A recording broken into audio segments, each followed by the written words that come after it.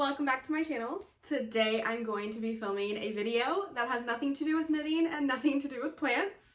As you guys are probably familiar if you've been on my channel for a while, I just like to make content that I like to make about things that interest me, and today that is books. So I've recently gotten into reading again, so I thought it would be fun to do a March/April wrap up of what I read through those months. So a little background on my reading history, if you will. When I was a kid, I absolutely loved to read, but as soon as I got into adult life, probably from like high school until literally March of this year, I'm 30 now, I really didn't read for fun. I think with school, when they forced you to read books that you're not really interested in, that really killed my reading vibe. So I haven't really read much, and then somebody that I know posted on Facebook about a book that they really enjoyed, and they said the humor was great, and that person and I have very similar taste in humor and like wit and stuff like that. So I was like, okay, I want to read this book. So I ran to Target to try to find the book, and they didn't have it, so I ended up picking up another book, and then I said I was going to go to Barnes & Noble the next day and pick up the book that originally started it all, and now I can't stop reading. So I started reading on March 19th, and I haven't really stopped since. I've been reading as much as I possibly can. So I'm gonna show you guys the books that I started reading in March all the way through the end of April, and then I think I'm going to try to do like a reading wrap up monthly. So at the end of every month, I'll show you guys what I've read. And I thought that would be fun because I know a lot of knitters and plant people also have the tendency of being an introvert. So you like to stay inside and do cozy things. So I thought this could be an interesting thing to introduce you guys to some new books. It'll also show you a little bit more of my personality, I think, because I don't always choose the most mainstream books. Some of them I choose are pretty weird. So I think we'll just go ahead and get into it. I do have a Goodreads. If you guys want to follow me, I'll have my Goodreads linked down below, where I rate and review every single book. Something about me is I love writing reviews. So every time I read a book, I rate it, and I also make a short little review about it. So let's just go ahead and dive in. Whenever I went to Target to find the book that I originally wanted to pick up, I couldn't find it, but I wanted to buy a book anyways because I was anxious to read. So I picked up The Perfect Marriage, and this is by Genevieve Rose. This book is about a lawyer whose husband is having an affair on her, and the mistress comes up dead in their lake house. So the prime suspect is her husband, and she is going to defend her husband since she is a lawyer. So as you can imagine, that complicates things quite a lot, but it's also like just a really interesting mystery. They say it's a psychological suspense. I thought it was okay. I don't think it's the most well-written book ever, and I thought that I knew where it was going, but I absolutely did not expect the ending of this book at all. So if you like a surprise ending, this is the one for you. I was originally going to rate it 3 stars because it got a little repetitive, and like I said, the writing wasn't like the most spectacular writing I've ever read in my life. Again, this is like the first book I've picked up in like 15 or 20 years, but I ended up giving it a 4-star rating. And I will say right off the bat, I am a very easy rater. It is because I always think about it like, well, I couldn't have written it any better. So I will say I'm a very light rater when it comes to pretty much everything, because I don't know, I couldn't do it any better. So it wasn't terrible, but the ending is what I was like, okay, well, I'll give it 4 stars. Although the main character in this book, Sarah, made me roll my eyes all the time. I did not like the main character at all. She was really annoying. But anyways, yeah, I gave this one 4 stars. This is the first one I complete, and I think I read it in a couple of days. So after that, I ended up going to Barnes & Noble the next day to grab that book that I really wanted to read, and I grabbed a couple of other books as well. One of the other books that I grabbed wasn't even the one that I wanted to read initially, but I picked up The Humans by Matt Haig. And honestly, I gotta be straight up honest with you guys. I buy or get a book solely based on the cover. I know they say don't judge a book by its cover, but I almost always judge a book by its cover. And this one was no exception to that. I read the description of it, and I looked it up on Goodreads while I was standing there, and I was like, why not? It sounds interesting. So this is basically about an alien who is sent on a mission to Earth to destroy the evidence that a mathematician solved. So a mathematician on Earth, he solved like this big formula that was going to open a whole new, basically, galaxy, not a galaxy, but a whole new understanding of technology to humans.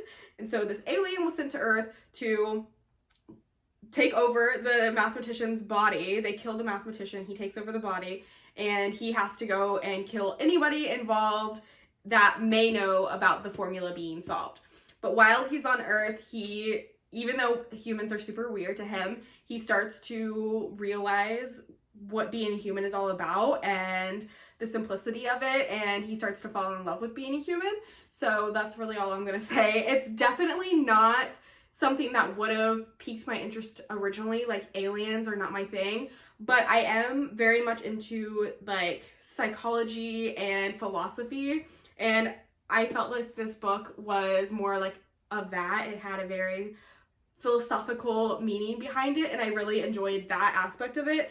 And I ended up giving this book 5 stars for that reason, because it just had a really beautiful message.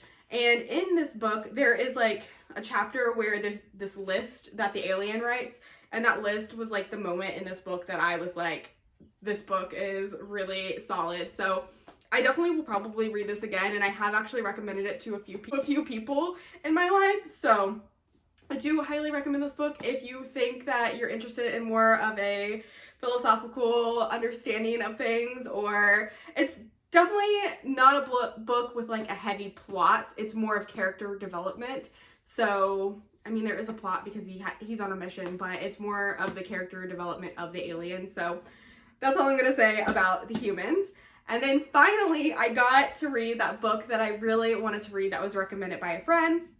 And it is called Everyone in My Family Has Killed Someone. And I loved this book. It is by Benjamin Stevenson. Absolutely adore this book. I will recommend it to anybody who loves a good mystery. Just the way it's written, I can't even describe it to you. Like, it's about a family who is in a family reunion in the mountains, and it basically just tells you the story of how literally everyone in their family has killed somebody at one point or another. And it's based around a murder that happens at the resort while they're there. So he's the main person, the person who is the narrator, if you will. He is trying to figure out who in his family, because it was likely somebody in his family, killed the person. And it really is an interesting way that it's written, because the narrator of the story is talking directly to you, and he tells you even like, okay, well, this is gonna happen on this page. So like, he literally tells you what page somebody is killed on. And I really thought that that was fascinating the way he wrote it. So if you like a good murder mystery, this is the one for you. I've read a lot of like thrillers and murder mysteries in the past, and honestly, this one's golden. This is probably going to make it on my list of top 2023 books this year, I can already tell. And it's just really funny. There's a lot of good wit in it, so highly recommend. I think it's like a newer novel, and if you can get your hands on it and you're into that sort of thing, definitely go for it. Alright, and in that same Barnes & Noble trip, I picked up Everyone in This Room Will Someday Be Dead by Emily Austen. And then this is the next one that I ended up reading. It's a story about a girl named Gilda who is gay, and she is like really down on life and, you know, depressed and anxious, very anxious. This book is exactly, if you are an anxious person, I am, this is going to be a slap in the face to you, because the way it's written is just anxiety inducing. It's like all her thoughts just spilled onto the paper. And so like every paragraph is basically like a new thought, and it's really fun. The chapters are not really chapters, they're like broken down into parts. But essentially, Gilda, she's gay, and she loses her job and she needs to get a new job. So she got this flyer for a church, and she thought she was going to go to like a counseling group to get help, but it ends up being a job interview when she gets there and she gets the job. So she is hiding who she is as a gay person, working in a Catholic church. I'm pretty sure it was Catholic. And yeah, and this is like more of also a book without a plot. It's more of a character development book. Those are the ones I prefer the most, I think, Don't get me wrong, we love a good plot. Like, everyone in my family has killed someone. But I like good character development because, like I said, it's more of like a philosophical way of thinking, and I don't know, it builds these characters and their lives, and then you really feel like you're like part of their life. So I gave this one a 3-star out of 5, not because I didn't enjoy it. It just, it's not going to be for everyone. And I didn't find it particularly like, oh my gosh, I can't put this down, but I also read it pretty quickly as well.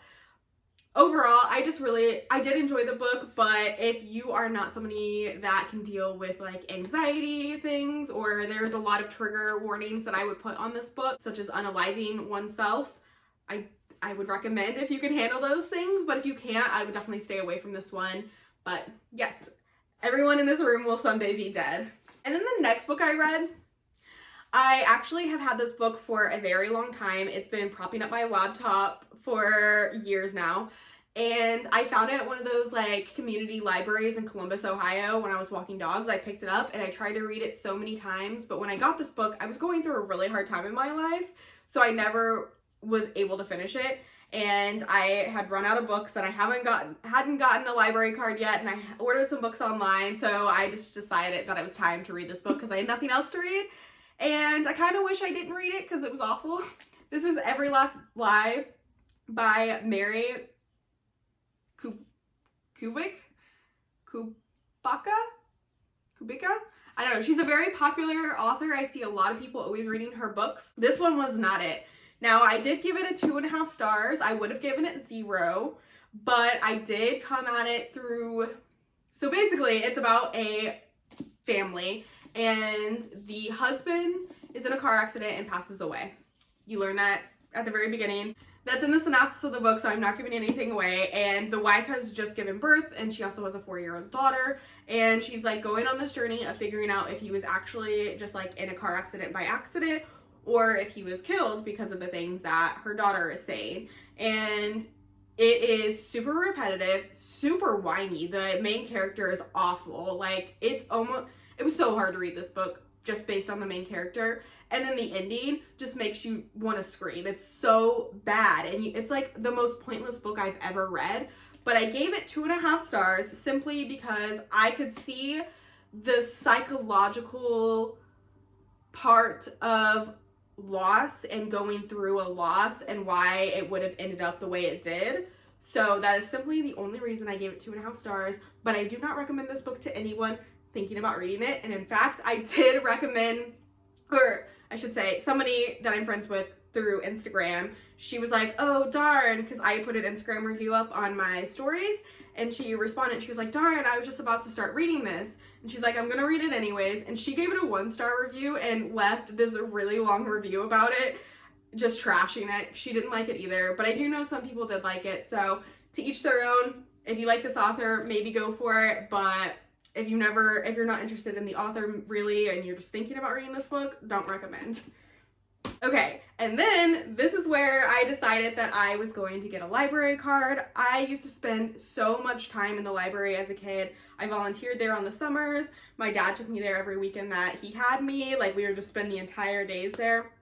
So I have a lot of good and bad memories with the library, and it was so hard for me to make the decision to get a library card for that simple fact.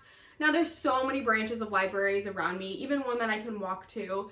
But the main library that I like to use is the one that I grew up going to as a kid, and I have a lot of like trauma based around that library. So it took a lot of effort to get me to want to go get a library card, but I finally did, and I'm so happy I did. I like to go there Saturday mornings right when they open and get all my new books.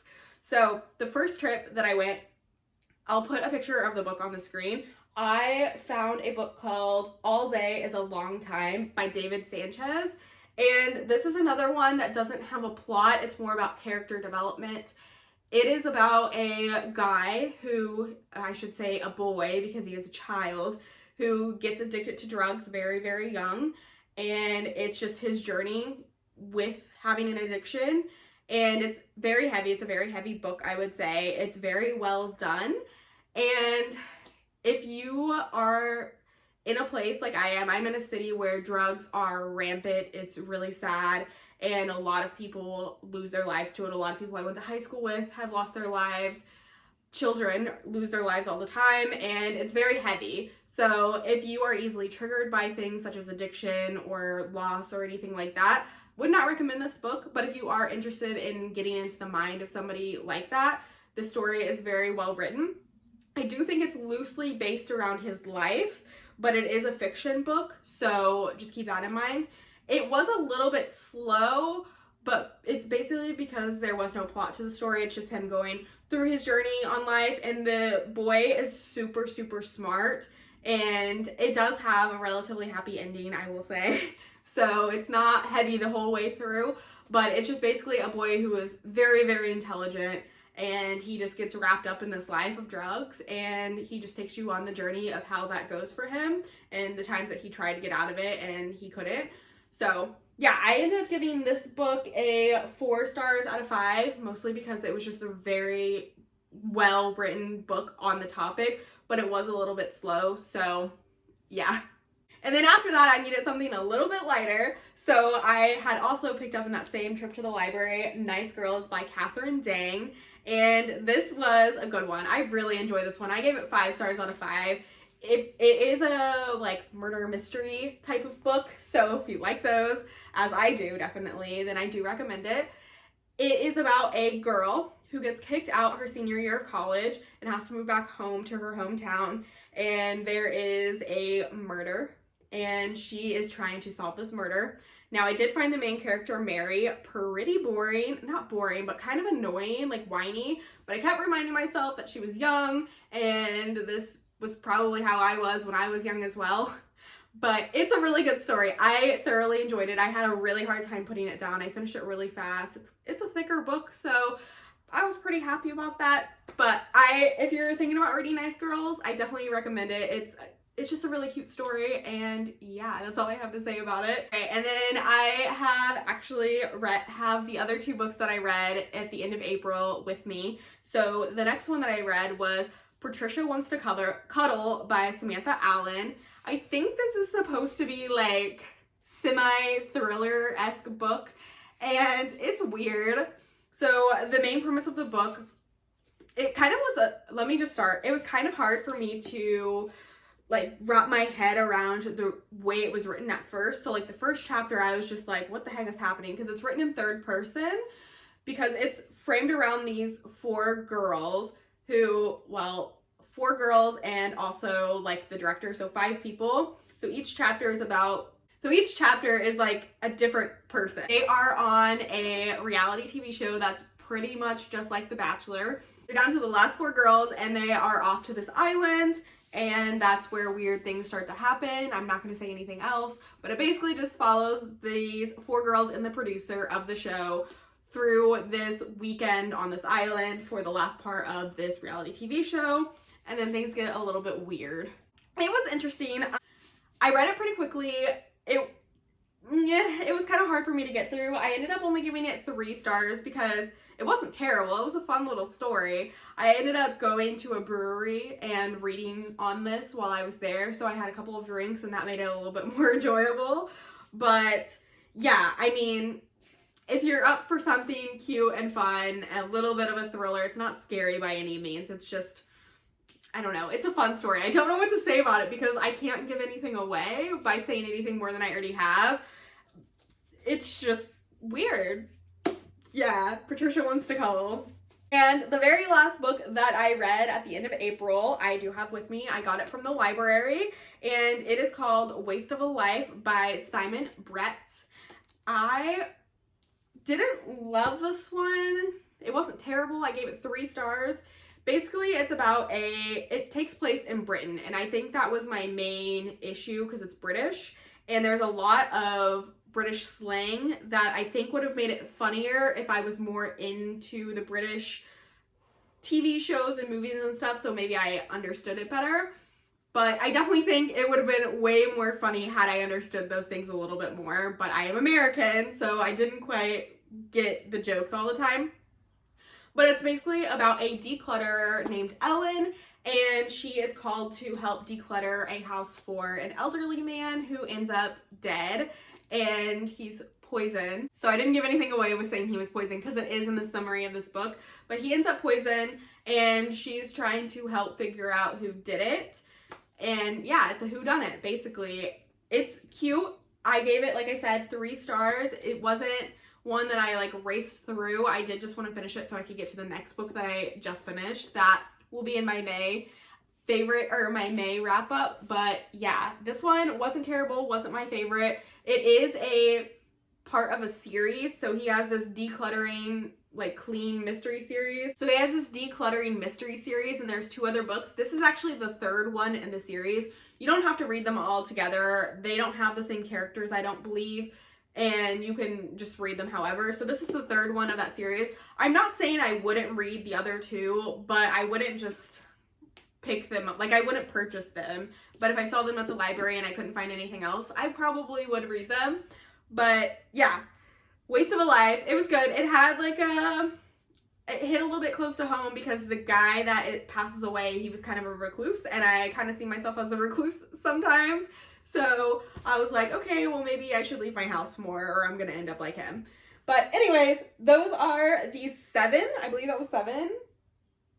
No, that was 9. I forgot the 2 that I don't have here. I think I read 9 books from March 19th until the end of April. So I'm pretty happy with that.